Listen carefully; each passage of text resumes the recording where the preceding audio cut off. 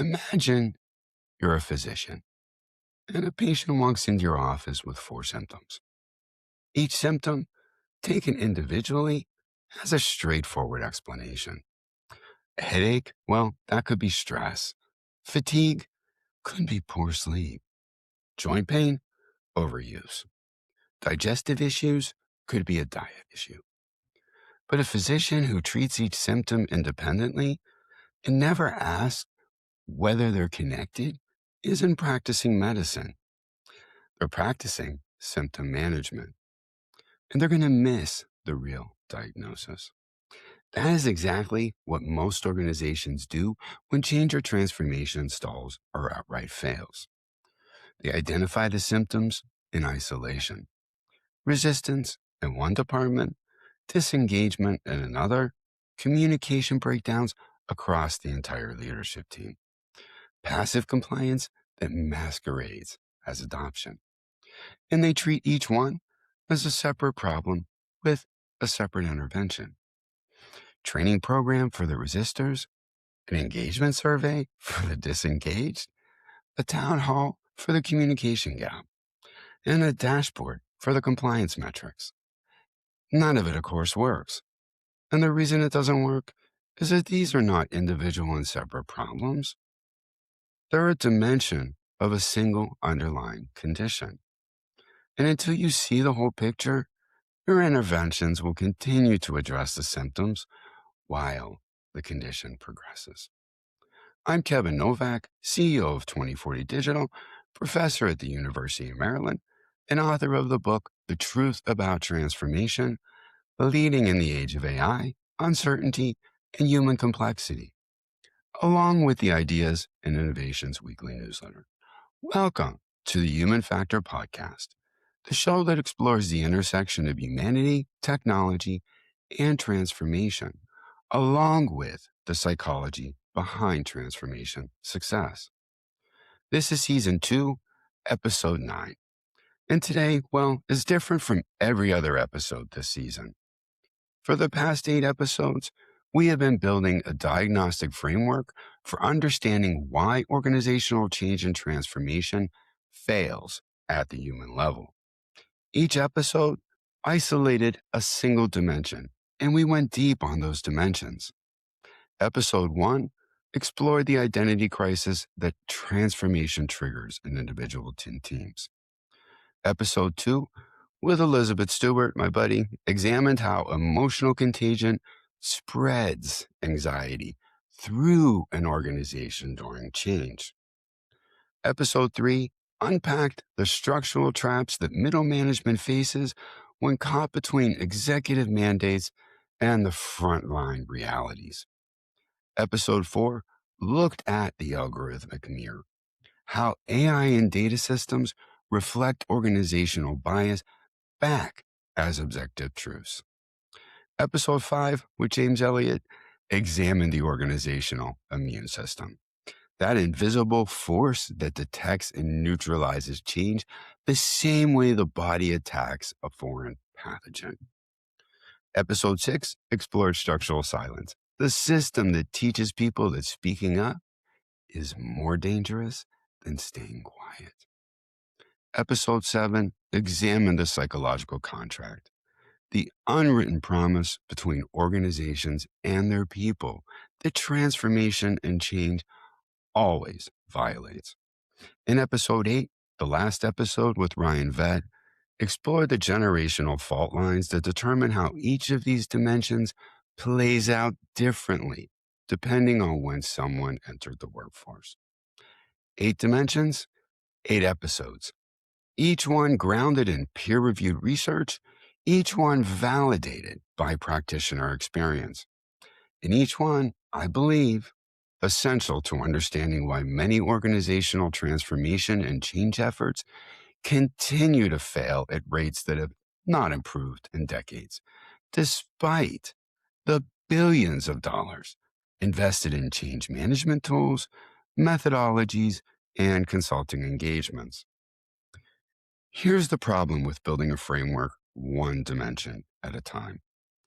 The audience, and I include myself in this, can begin to see each dimension as a standalone diagnosis. You hear about the identity crisis and you think, that is our problem. I know how to fix that. You hear about emotional contagion and, well, you think, that is what's happening in our leadership team. And I know how to fix that. You hear about structural silence and you recognize it immediately in your organization's culture. And you may know how to fix that. But the reality is, none of these dimensions operate in isolation. They interact, they amplify each other, they create cascading effects that no single dimension intervention can address. The resulting consideration then can be overwhelming, if not downright scary. So today, we're going to map the interactions and focus this episode on showing where the individual pieces become a system, one that you can leverage to improve change and transformation success. Let me start with the most important thing that I have learned across change and transformation engagements, along with the 2 decades I have spent studying why organizations resist the changes they say they want. The organization that fails at change and transformation, they're not the ones that misidentify the problem. They are the ones that correctly identify one dimension of the problem, and then they build their entire intervention around that single diagnosis. We as humans, well, we default too easily to a single diagnosis. We default too easily to short-term thinking, often without seeing the consequences, the influences, the factors, or the variables that connect to each other, that are dependent on each other, and that compromise the foundation that we seek to build and build upon. Peter Senge identified this pattern decades ago in his research at MIT's Sloan School of Management. In the 5th discipline, he demonstrated that organizational problems are systemic and that leaders who intervene on single leverage points without understanding feedback loops consistently produce unintended consequences. He called one of the most common patterns fixes that fail. So that's where a solution to one problem creates new problems elsewhere in the system that eventually make the original problem so much worse. That's precisely what I see in change-focused engagements. And the reskilling example I'm about to walk through is a textbook case of that. Charles Perrow's research at Yale on complex systems made a related observation that I think applies directly to organizations and change and transformation. Perrow demonstrated that in tightly coupled systems, failures in one component unpredictably cascade through connected subsystems. His original research focused on industrial accidents, but the principle translates. When the human dimensions of an organization are interconnected, which of course they always are, an intervention that addresses one dimension without accounting for its connections to others doesn't just fall short. It can trigger cascading effects that make the overall situation worse. Let me give you that practical example. A chief human resources officer recognizes that people are afraid of losing their jobs to AI. That's a correct diagnosis. That is, of course, the identity crisis from episode 1, along with the psychological contract violation from episode 7. But the intervention they design, a reassurance campaign and a reskilling program, doesn't account for the fact that the anxiety those employees feel isn't staying contained in their individual experience. It is spreading through the organization via emotional contagion, that dynamic that Elizabeth Stewart and I explored in episode 2. And, well, it is spreading fastest through informal networks, hallway conversations, Slack channels, and the spaces where structural silence from episode 6 has already taught the people that leadership can't be trusted with honest feedback. So the reskilling program gets announced. And the people who most need it, well, they don't sign up. not because they don't want new skills, because signing up feels like an admission that their current skills are obsolete, which then triggers the identity threat. And the leaders and the human resources chief interpreting the low enrollment read it as resistance or apathy, which then triggers the organizational immune system from episode 5 to label those employees as change resistant, which further entrenches the silence, which accelerates the contagion. One problem, 6 dimensions interacting simultaneously. And while the original intervention, the reskilling program, addressed exactly one of them. This is Senge's fixes that fail playing out in real time. And it's Perrow's cascading failure in a human system. This is the pattern I see and I hear about repeatedly.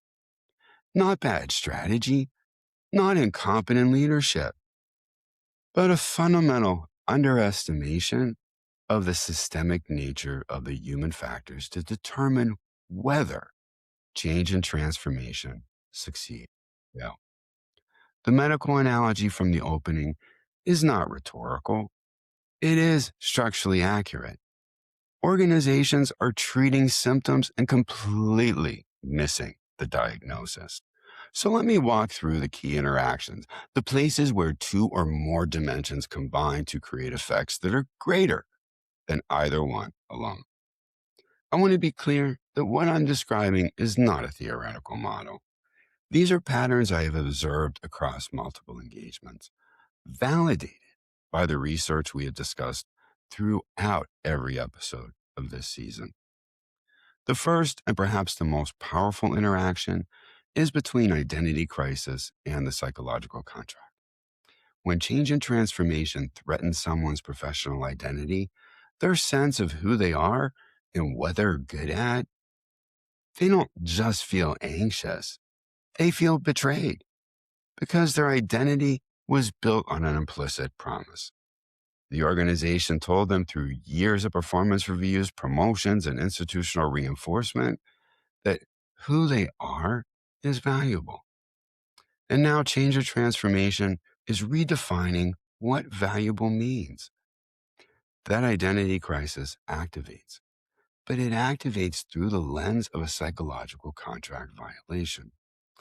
And that combination, well, it produces something far more powerful than either dimension alone. Richard Lazarus and Susan Folkman's transactional model of stress, one of the most widely cited frameworks in psychological research. It helps explain why this combination is so potent. Their work demonstrates that stress responses are not addictive, but multiplicative when multiple appraisal processes are activated simultaneously. 2 stressors do not produce twice the stress. They can produce a qualitatively different and more intense response. So when identity threat and contract violation converge in the same person during the same change or transformation, the resulting experience isn't just more intense, it's categorically different from either stressor alone. It produces what William Bridges called the ending, the psychological experience of loss that must be acknowledged before any new beginning is possible. Most organizations, as I have said over and over again, they skip this entirely. They announce the change, they launch the initiative, and wonder why people who were such high performers are now disengaged or actively undermining the effort. The answer is the organization violated a contract it never knew it had signed. And that violation landed on an identity it never acknowledged that it had shaped. Remember Ryan's leadership example from last episode, where most of the key staff departed in 6 months. It's a great example. The second critical interaction is between emotional contagion and structural silence. Anxiety during transformation is, of course, inevitable. People are uncertain, they are processing loss, they are trying to figure out what the change means for them personally and professionally. That is all normal. What determines whether that anxiety becomes productive or destructive is whether people have somewhere to put it. Elizabeth Morrison and Frances Milliken's research on organizational silence, which was published in the Academy of Management Review, identified something that I think every leader needs to understand. Silence in organizations is not the absence of opinion. It is a learned behavior that becomes self-reinforcing at the systemic level. When the organizational culture has taught people that honest feedback is punished, that raising concerns is career limiting, that the real conversations happen after the meeting and not during it, well, the anxiety doesn't just dissipate, it goes underground. And underground anxiety is where emotional contagion does its most corrosive work. Nicholas Christakis and James Fowler's research on social contagion demonstrated that emotions, behaviors, and attitudes spread through social networks up to 3 degrees of separation. When you combine that finding with Morrison and Milliken's work on silence, you get exactly the dynamic that I see in organizations during change and transformation. When people can't express their concerns through legitimate channels, they express them through informal ones. The rumor mill, the parking lot conversations, the group texts. These channels have no mechanism for accuracy, no accountability for what gets said, and no way for leadership to respond. So then, the anxiety amplifies, distorts, and spreads without any corrective inputs that open communication would provide. By the time leadership detects the problem, it has metastasized far beyond the original concern. The third interaction is between the algorithmic mirror and the organizational immune system. This is one that I think deserves more attention than it has received.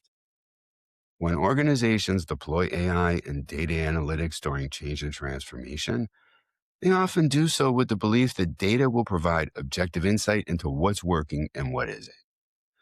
But as we explored in episode 4, AI systems trained on historical organizational data reflect the organization's existing patterns, biases, and assumptions.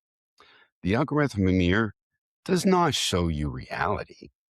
It shows you a digitized version of the organization's past. And well, when the organizational immune system from episode 5 is active, which it always is during transformation, something particularly insidious happens.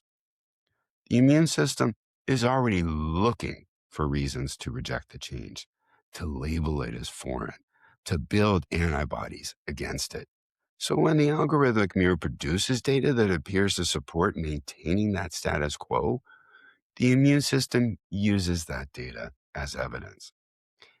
It is confirmation bias at an institutional scale, laundered through the technology that most stakeholders believe is objective.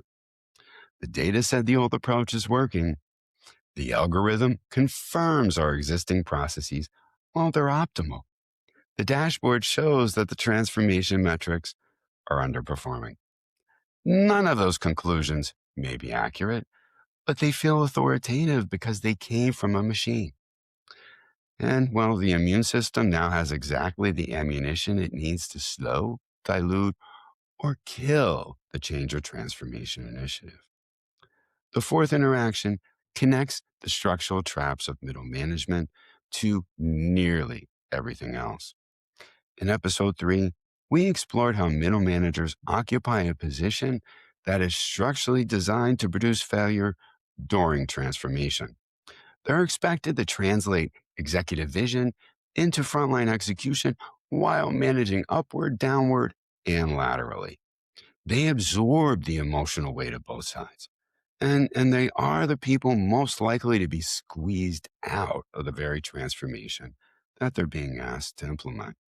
Quy Hui's research at INSEAD specifically identified middle managers as what he called emotional balancers during organizational change. They're the people who absorb and process emotional reactions from both senior leadership and the frontline employees. His work demonstrated that when middle managers are structurally prevented from fulfilling this role, organizational change efforts are significantly more likely to fail. And that is what makes the structural trap so devastating as a systemic factor. Middle managers are the connective tissue of the organization. They are the primary channel through which communication flows, through which emotional contagion spreads or gets contained, through which structural silence is either reinforced or broken. So when middle managers are trapped, when they can't advocate upward for the concerns they hear from their teams, and they can't translate downward the executive intent that they don't fully understand or agree with, every other dimension gets worse. Contagion accelerates because the people who would normally moderate it, well, they're frozen. Silence deepens because the people closest to the front line have learned that honesty flows in only one direction.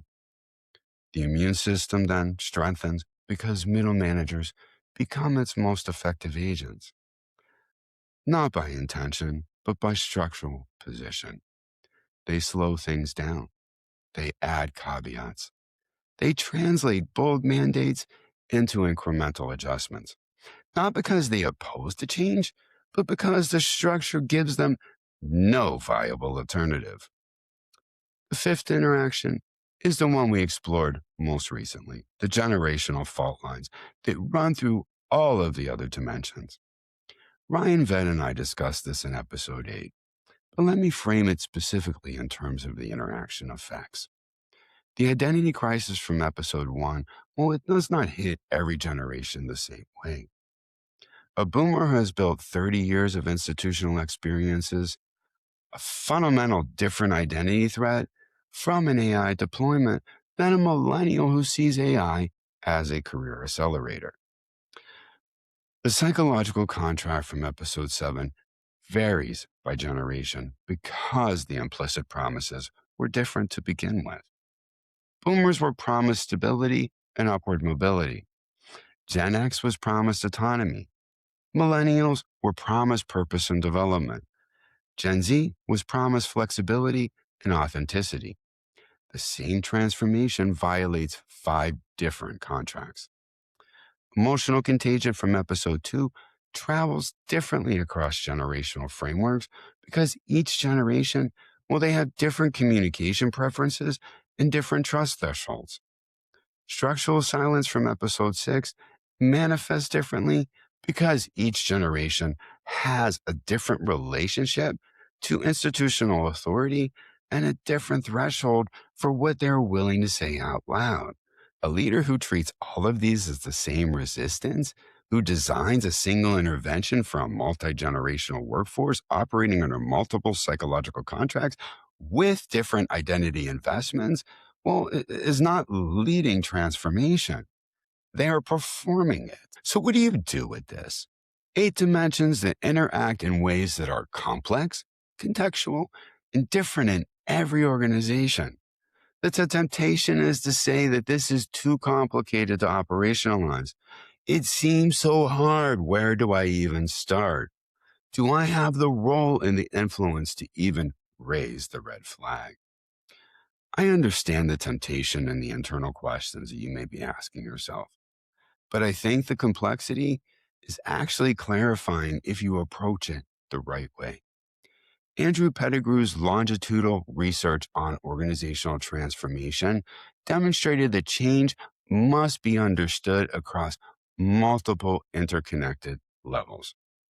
What is changing, how it is changing, and the internal and external conditions shaping the change. His work showed that organizations which analyzed only one level consistently underestimated the complexity of change or transformation. The diagnostic map I'm proposing operates on the same principle. It doesn't ask you to solve every dimension simultaneously. It asks you to see them before you intervene. Donella Meadows, in her work on systems thinking at MIT, identified something that I think is essential for leaders to absorb.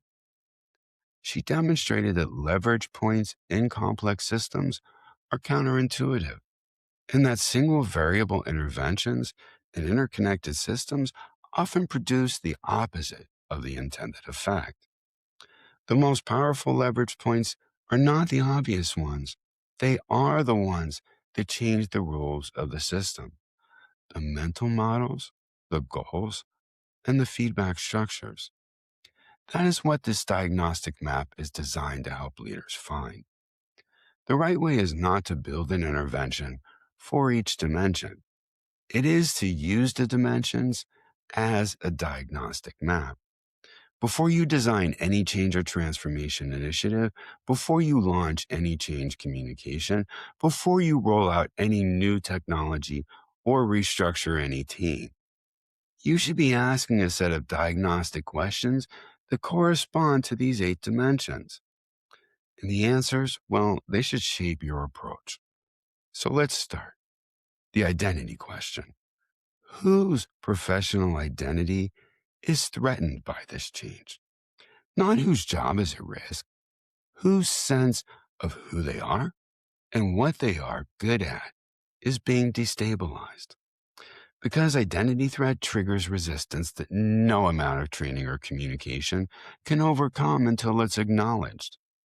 Next, the contagion question. How is anxiety about this change currently spreading through the organization? Through which networks, which channels, which informal conversations?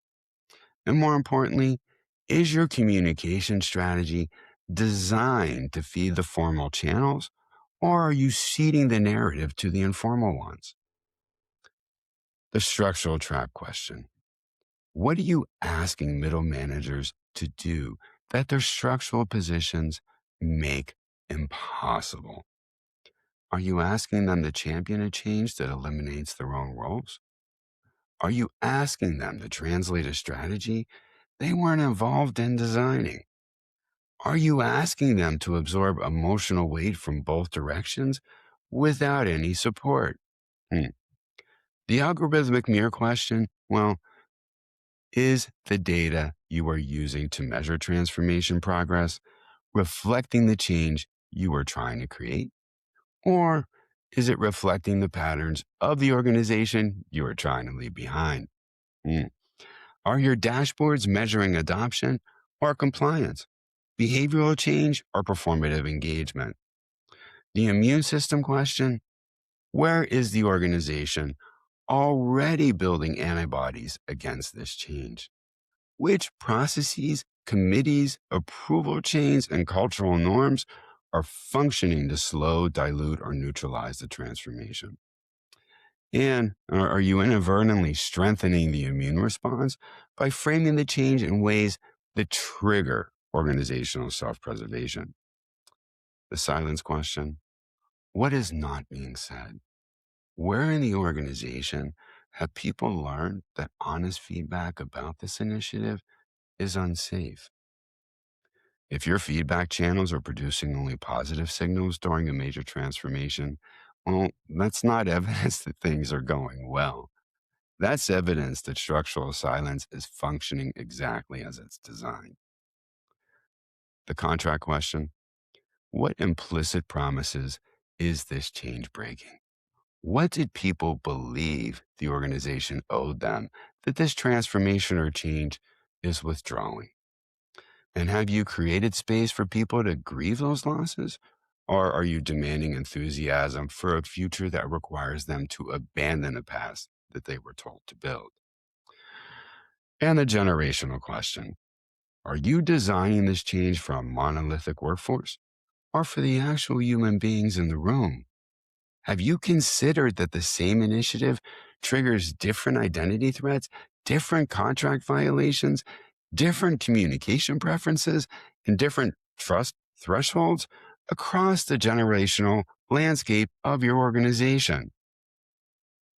8 questions, 8 diagnostic lenses, not a checklist to be completed, but a map to be consulted. And here's the most critical insight. You don't need to solve all 8 dimensions to succeed. You need to understand which dimensions are most active in your specific context and design your approach accordingly. The organization where structural silence is the dominant factor needs a fundamentally different intervention than the organization where the algorithmic mirror is reinforcing the immune system. The organization where middle management is structurally trapped needs different support than the organization where generational fault lines are the primary source of friction. The diagnostic map doesn't give you a universal prescription. It gives you the ability to see what is actually happening, which is the prerequisite for any intervention that has a chance of working. I want to close with why I think this particular moment demands this kind of systemic diagnostic thinking.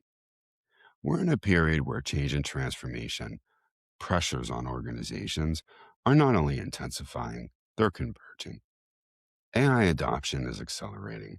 Workforce demographics are shifting. Gen Z now comprises 40% of the current workforce. And Gen Alpha, well, in a few years, they'll be approaching employability.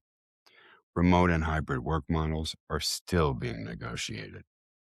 Economic uncertainty is reshaping organizational risk tolerance nationally and globally.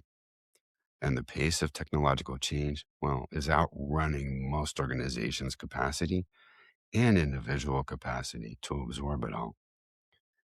Each of those pressures activates multiple dimensions of the human factor simultaneously. AI adoption triggers identity crisis, reshapes psychological contracts, and creates algorithmic mirror effects. Workforce demographic shifts activate generational fault lines and change the emotional contagion pathways within an organization. Economic uncertainty strengthens the organization's immune response and deepens structural silence because people are afraid that honesty will cost them their jobs. These aren't separate challenges requiring separate task forces. They are manifestations of the same underlying reality. Change and transformation are very human processes.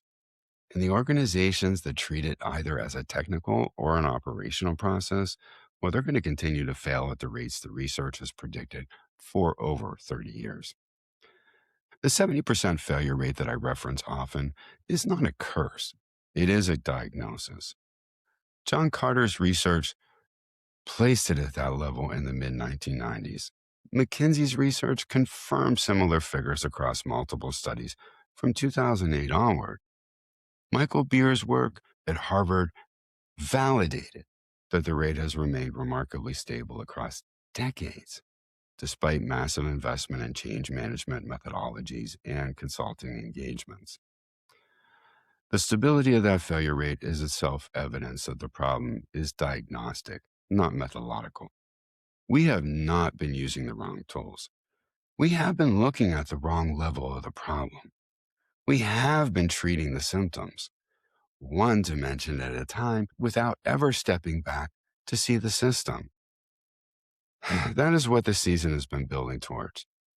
Not 8 separate insights, but one integrated understanding of why change fails and what it takes to lead transformation that actually accounts for the full complexity of the human beings you are being asked to change.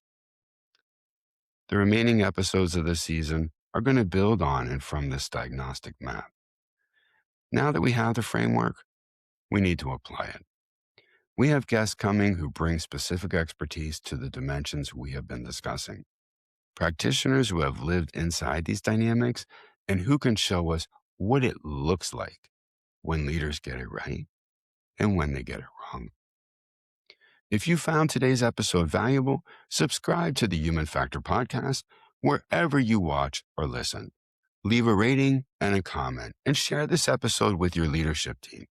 If your organization is navigating change and transformation right now, this diagnostic map is designed to help you see what might be hiding in plain sight. Subscribe to the Ideas and Innovations newsletter on Substack for weekly frameworks and research on why change succeeds or fails. And connect with me on LinkedIn where I post regularly about the psychology of transformation. Next episode, we continue the journey. Until then, remember, change and transformation doesn't fail because of the technology, the strategy, or the market conditions. It fails because of people. And the more deeply you understand the human factor, the more likely your change or transformation is to succeed. I'm Kevin Novak. Thanks for watching or listening.